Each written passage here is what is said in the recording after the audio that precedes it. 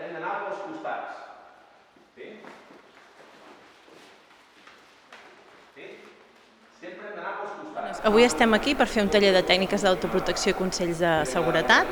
Aquest taller va dirigit a tot tipus de dones, de totes les edats i en funció de diferents condicions físiques, no hi ha cap problema. Les tècniques que ensenyem són tècniques molt senzilles que els permet fer des d'una noia adolescent fins a una senyora gran i funcionen amb qualsevol tipus d'agressor. Llavors aquests tallers fa ja des del 2015 que els venim fent. A Palamós sí que és la primera vegada que venim, però ho hem fet ja amb moltíssims CIATs de la província de Girona i també amb noies joves de la universitat. L'objectiu d'aquests tallers seria que mentre a la dona l'estan agredint sàpiga com protegir-se i donar-li aquestes eines perquè se pugui protegir i se pugui empoderar.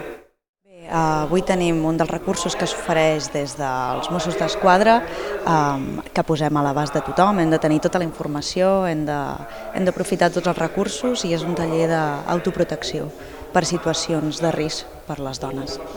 Bé, dins d'aquest programa de maternitats hi hem fet activitats durant 3 mesos i han capigut moltes temàtiques. Una d'elles, una preocupació freqüent és aquesta protecció personal de les dones per sentir-nos més segures.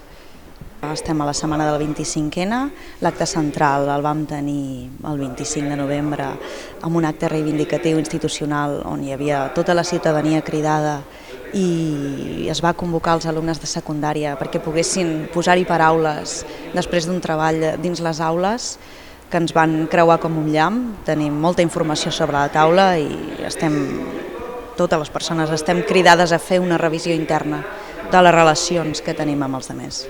El motiu per participar en aquest taller és, inicialment, des de la Creu Roja hem decidit acompanyar unes quantes dones, però personalment m'interessa moltíssim per tot el que estem visquent des de fa molt de temps, no? Aprendre tècniques d'autoprotecció, que no és...